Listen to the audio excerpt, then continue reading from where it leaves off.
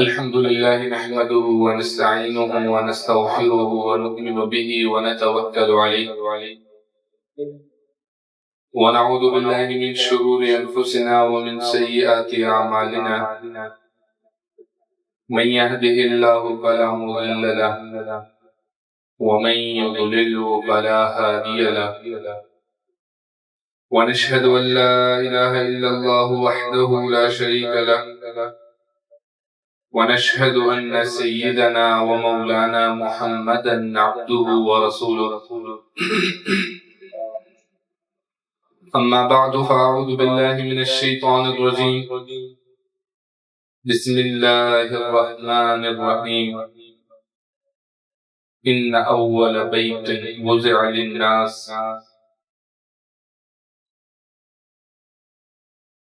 إن أول بيت وضع للناس للذي ببكة مبارك وهدى للعالمين فيه آيات بينات مقام إبراهيم ومن دخله كان آمنا ولله على الناس حج البيت من استطاع إليه سبيلا. صدق الله العظيم. عزیزان گرامی، مسلمانوں کی ایک بڑی تعداد نے ابھی کچھ وقت پہلے اسلام کا ایک اہم رکن، اسلام کی ایک اہم عبادت سر انجام دی جسے حج کہتے ہیں. حج ہر مسلمان عاقل بالغ شخص پر فرض ہے، بشرط یہ کہ وہ صاحب حیثیت بھی ہو. صاحب حیثیت سے مراد یہ ہے کہ اس کے پاس اتنا خرچہ ہو کہ وہ اس خرچے سے حج کا سفر بھی کر سکتا ہو، ادھر رہنے کے اخراجات بھی برداشت کر سکتا ہو، ادھر اپنے کھانے پینے کے اخراجات بھی اٹھا سکتا ہو، اور اس کے ساتھ ساتھ اتنا خرچہ گھر میں چھوڑ کے جائے کہ گھر والوں کا آسانی کے ساتھ جتنے دن وہ ادھر ٹھہرے ان کا گزر بسر چلتا رہے.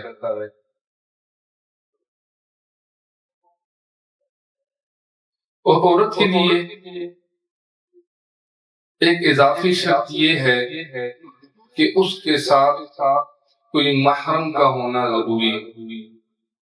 حج کے سفر میں حج اسلام کی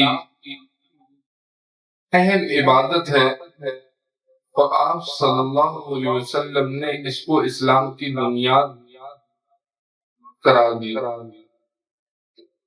آپ صلی اللہ علیہ وسلم نے فرمایا بنی الاسلام علی خمس، اسلام کی بنیاد 5 چیزوں پر رکھی گئی: شہادت ان لا الہ الا اللہ وان محمد رسول اللہ. سب سے پہلی شرط یہ ہے، سب سے پہلی بنیاد یہ ہے کہ انسان لا الہ الا اللہ و محمد رسول اللہ کی گواہی دے. وہ اقامت الصلاۃ، نماز کو قائم کرے، وہ ایتاء الزکاۃ، زکوٰۃ ادا کرے، وہ صوم رمضان، رمضان کے روزے رکھے، وہ حج البیت، اور حج کر. یعنی آپ صلی اللہ علیہ وسلم نے جو اسلام کی 5 چیزیں اسلام کی بنیاد بتلائی، ان میں سے ایک حج بھی ہے، اور آپ صلی اللہ علیہ وسلم نے اس کو سب سے زیادہ فضیلت والا عمل قرار دیا۔ ایک دفعہ ایک صحابی نے پوچھا ای العمل افضل یا رسول اللہ، سب سے افضل عمل کیا ہے اے اللہ کے رسول صلی اللہ علیہ وسلم؟ تو آپ صلی اللہ علیہ وسلم نے فرمایا الایمان باللہ ورسولہ، اللہ اور اس کے رسول صلی اللہ علیہ وسلم پر ایمان لے کے آنے۔ صحابی نے دوبارہ پوچھا ثم ماذا یا رسول اللہ، اس کے بعد کون سا عمل سب سے افضل ہے؟ تو آپ صلی اللہ علیہ وسلم نے فرمایا الجہاد فی سبیل اللہ، اللہ کے راستے میں جہاد کرنا۔ پھر صحابی نے پوچھا ثم ماذا یا رسول اللہ، تیسرا سب سے فضیلت والا عمل کون سا ہے؟ تو حضور صلی اللہ علیہ وسلم نے فرمایا الحج المبرور، مقبول حج سب سے زیادہ افضل ترین عمل ہے۔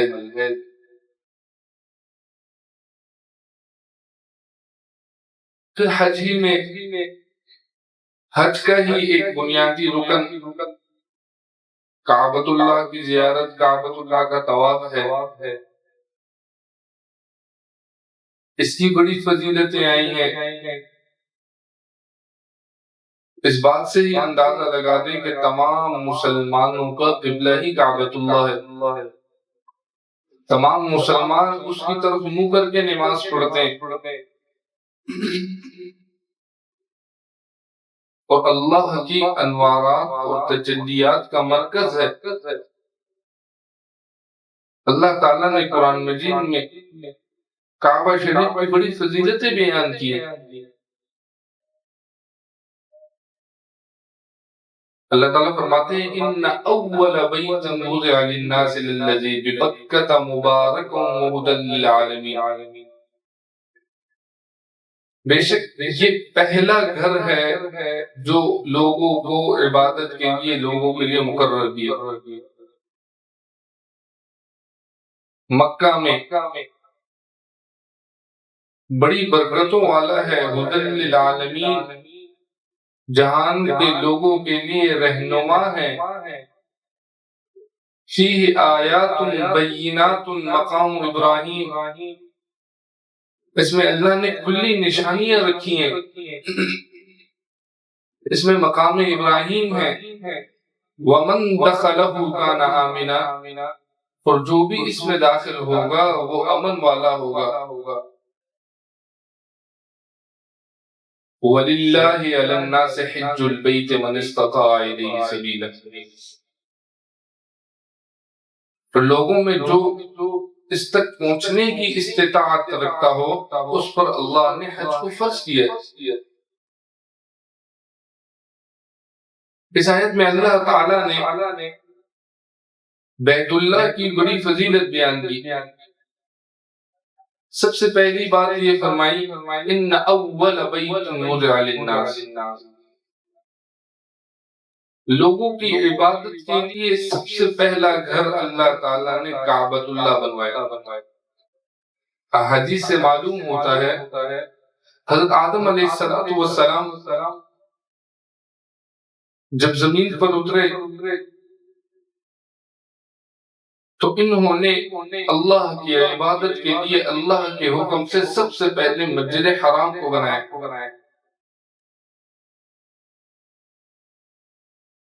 آگے اللہ تعالیٰ فرماتے ہیں مبارکن، بڑی برکتوں والا ہے، اور اس کی برکتیں ظاہری طور پر بھی ہیں، معنوی طور پر بھی۔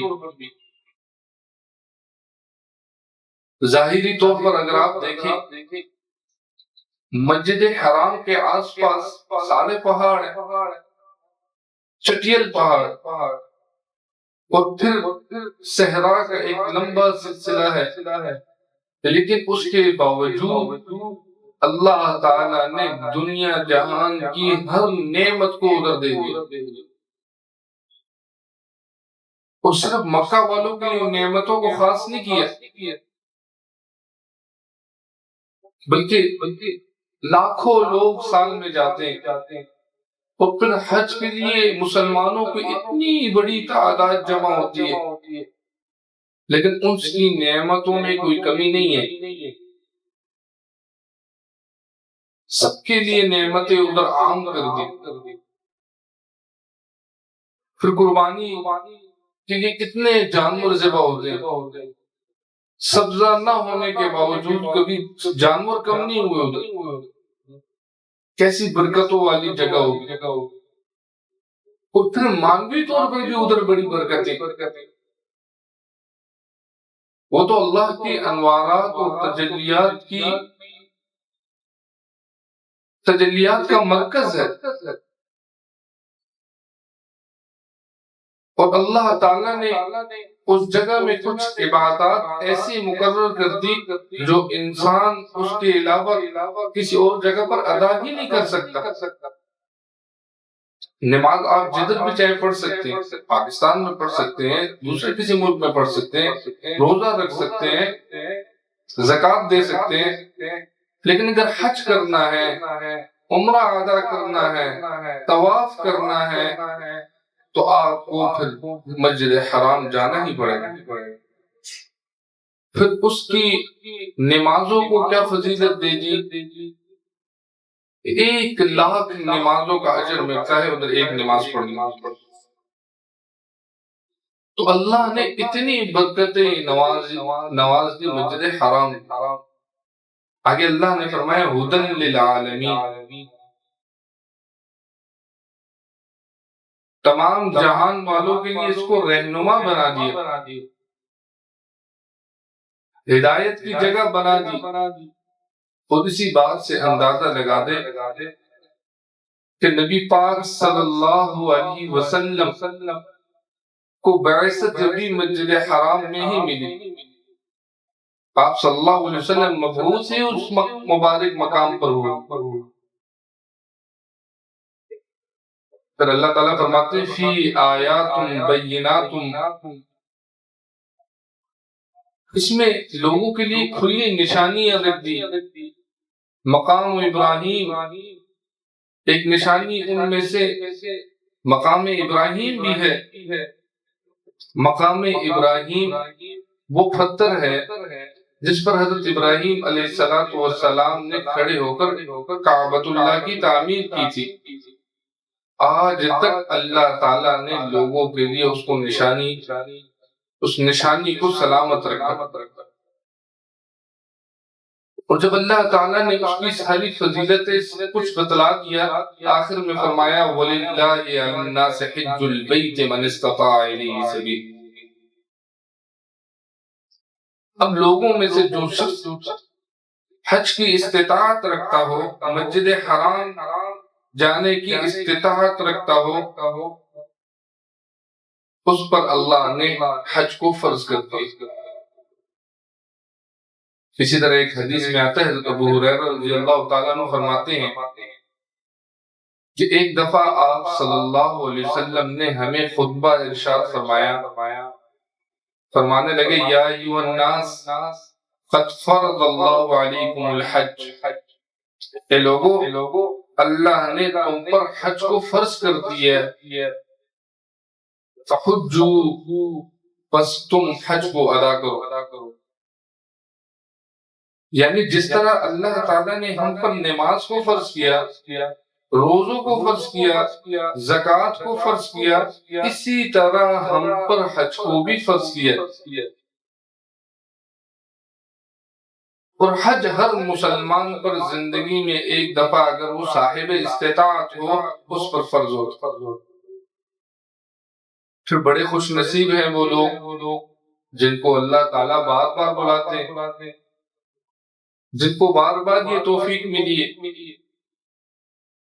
لیکن جو شخص ایک دفعہ حج ادا کر دے تو اس کے ذمے سے فرض حج اتر جاتا ہے، باقی حج اس کے نفل شمار ہوتے ہیں۔ جو آپ صلی اللہ علیہ وسلم نے فرمایا کہ تم پر اللہ نے حج کو فرض کر دیا، بس تم حج ادا کرو۔ تو ایک صحابی کہنے لگے اکل عام یا رسول اللہ، کیا ہر سال اللہ تعالیٰ نے ہم پر حج فرض کیا ہے؟ آپ صلی اللہ علیہ وسلم خاموش رہے، پھر پوچھا، پھر خاموش رہے، تیسری دفعہ پھر پوچھا، پھر آپ صلی اللہ علیہ وسلم فرمانے لگے اگر میں نے ہاں کہہ دیا تو پھر تمہارے لیے مشکل ہوگی۔ یعنی کہ شریعت نے جو عمل جتنا ادا کرنے کا حکم دیا ہے اس کو اتنا ادا کرنا چاہیے، پھر اس میں زیادہ سوالات نہیں کرنے چاہیے۔ ہاں جس کو اللہ تعالیٰ نے استطاعت دی ہے ہر سال کرے، اس کے لیے بابرکت ہے۔ اور جب حضرت ابراہیم علیہ السلام نے مسجد حرام کی تعمیر مکمل کر دی تو اللہ تعالیٰ نے ان کو حکم دیا کہ اب آپ لوگوں کو حج کے لیے پکاریں، لوگوں کو اندر اعلان کریں۔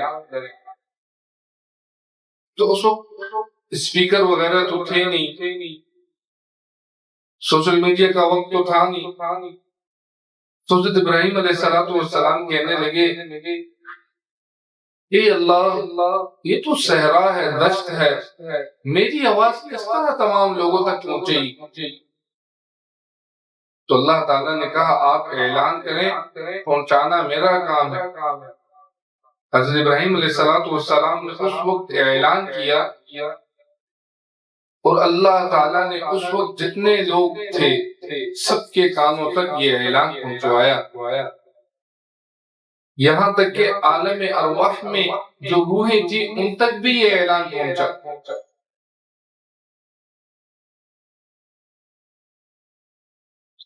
تو یہ حج اتنی فضیلت والا عمل ہے، اتنی برکتوں والا عمل ہے۔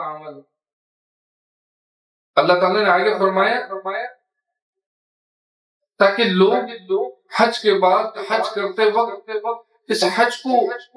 اس حج کے منافع کو، فوائد کو اپنی آنکھوں سے دیکھ لیں۔ حج کی بڑی فضیلتیں آئی ہیں، اور پھر جو شخص حج کرتا ہے وہ اس کے لیے بڑا فائدہ مند ثابت ہوتا ہے۔ یہاں تک کہ آپ صلی اللہ علیہ وسلم نے فرمایا کہ جو شخص حج ادا کرتا ہے غفر له ما تقدم، اللہ تعالیٰ اس کے پچھلے سارے گناہ معاف کر دیتے۔ ایک اور جگہ پہ ارشاد فرمایا جس نے حج ادا کیا اور اس نے کوئی نافرمانی نہ کی، بے حیائی کا کام نہ کیا، تو وہ اس طرح ہو جائے گا جس طرح اس کو کیوم ولدتہ امہ، کہ آج ہی اس کو اس کی ماں نے پیدا کیا، یعنی اس طرح اس کے سارے گناہ معاف ہو جائیں گے۔ اور ایک اور جگہ پہ ارشاد فرمایا کہ مقبول حج کا ثواب صرف جنت ہے، یعنی جنت کے علاوہ اس کا کوئی بدل ہو ہی نہیں سکتا۔ جس نے مقبول حج کر لیا اس کے لیے جنت پکی ہو گئی۔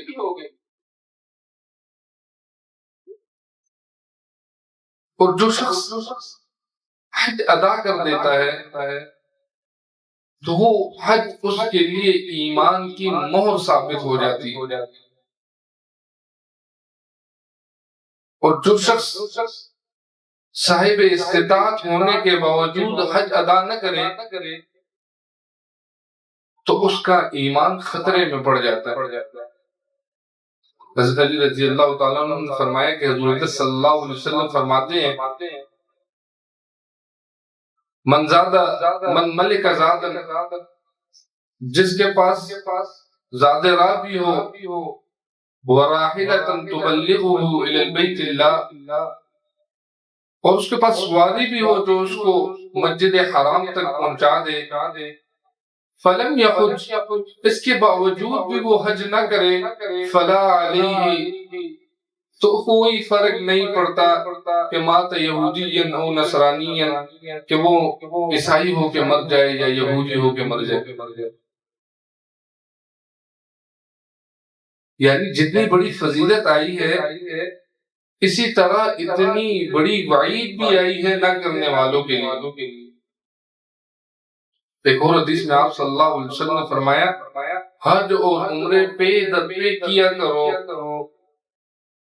فَإِنَّهُمَا يَفْنِيَانِ، کیونکہ یہ دونوں چیزیں ختم کر دیتی ہیں الفقر والذنوب، تنگ دستی کو، گناہوں کو۔ فرمایا یہ گناہوں کو اس طرح ختم کر دیتی ہے جس طرح بھٹی لوہے کی میل کچیل کو، سونے کی چاندنی کی میل کچیل کو ختم کر دیتی ہے۔ آج ہمارے معاشرے کا سب سے بڑا المیہ یہ ہے کہ ایک شخص پر حج فرض ہوا ہوتا ہے لیکن اس کے حج پہ نہ جانے کی وجہ یہ ہوتی ہے کہتے کہ میرے ماں باپ نے حج نہیں کیا تو میں کس طرح حج کروں۔ دیکھیں حج ایک عبادت ہے، اگر والدین پر فرض نہیں ہوئی، آپ پر فرض ہوئی ہے تو کل قیامت والے دن آپ سے اس کی پوچھ ہوگی۔ یہ تو اسی طرح ہے اگر کوئی شخص یہ کہہ دے کہ مجھ پر میں نماز اس لیے نہیں پڑھتا کہ میرے والدین نہیں پڑھتے، نعوذ باللہ، یا میرے والدین روزہ رکھیں گے تب میں روزہ رکھوں گا۔ اسی طرح بعض لوگ جن پر حج فرض ہوا ہوتا ہے وہ اس سوچ میں ہوتے ہیں کہ جب تک بیٹیوں کی شادی نہ کرا دے اس وقت تک حج کے لیے نہیں جائیں گے۔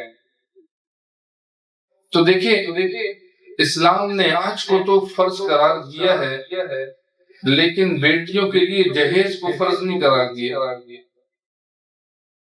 بیٹیوں کی شادی میں کروڑوں روپے خرچ کرنے کو فرض نہیں قرار دیا، اور انسان بیٹیوں کی شادیوں میں خرچے اس لیے کرتا ہے کہ اس کے معاشرے میں ناک بچ جائے، اس کی عزت برقرار رہے۔ حالانکہ اللہ تعالیٰ قرآن مجید میں فرماتے ہیں ان العزت للہ، بے شک عزت تو اللہ کے لیے ہے۔ ایک اور جگہ پہ فرمایا وَتُعِزُّ مَن تَشَاءُ وَتُذِلُّ مَن تَشَاءُ، اللہ ہی ہے جس کو عزت بخشے جس کو ذلت بخشے۔ اب ایک انسان کروڑوں روپے لگا دے، اگر اللہ ہی عزت اس کو نہ بخشے تو اس کو کون عزت دے سکتا ہے؟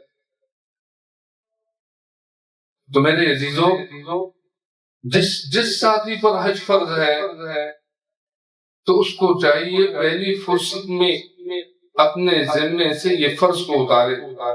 آپ صلی اللہ علیہ وسلم نے فرمایا من اراد الحج فلیتعجل، جو شخص تم میں سے حج کا ارادہ کر لے تو اس کو چاہیے وہ جلدی کرے۔ ایک اور جگہ پر فرمایا تم میں سے جس کا حج کا ارادہ ہو فلیتعجل، وہ جلدی کرے۔ اس کو نہیں پتا کہ اس کے زندگی میں کون سی مشکل، کون سا معارضہ پیش آ جائے۔ ایک اور جگہ ارشاد فرمایا کہ حج کے لیے جلدی کرو، کیونکہ کبھی انسان بیمار بھی ہو جاتا ہے، کبھی زندگی میں کوئی مشکل بھی پیش آ جاتی ہے، کبھی کوئی چیز گم بھی ہو جاتی ہے، اس لیے حج پہ جانے کی جلدی کرو۔ دیکھیں انسان کی زندگی موت کا کوئی پتہ نہیں، نہ جانے کتنے لوگوں نے کہا تھا ہم اگلے سال حج کریں گے اور ابھی حج سے پہلی دنیا سے جا چکے۔ بعض فقہاء نے تو اتنا کہا ہے کہ جس شخص پر حج فرض ہو جائے اور وہ حج پہ نہ جائے تو اس کو ہر سال گناہ ملتا رہتا ہے حج پہ نہ جانے کا، کیونکہ وہ فرض میں تاخیر کر رہا ہے۔ اور خود آپ صلی اللہ علیہ وسلم نے جب فرما دیا کہ جس شخص پر حج فرض ہو، استطاعت بھی رکھتا ہو، اس کے پاس واجب بھی ہو، ذات راہ بھی ہو، پھر بھی حج پر نہ جائے تو کوئی فرق نہیں پڑتا کہ وہ یہودی مر جائے یا عیسائی مر جائے۔ اتنی سخت وعیدیں ہیں۔ تو حج کی رجسٹریشنیں کھل گئی ہیں، کیونکہ سال پہلے رجسٹریشن کرنا ضروری ہوتی ہے۔ تو جس ساتھی پر حج فرض ہو چکا ہے بسم اللہ پڑھ کے رجسٹریشن کروائے، نیت کر لے، آگے انشاءاللہ اللہ تعالیٰ راستے آسان کریں گے۔ اللہ تعالیٰ ہم سب کو عمل کی توفیق عطا فرمائے، آمین، وآخر دعوانا الحمدللہ رب العالمین۔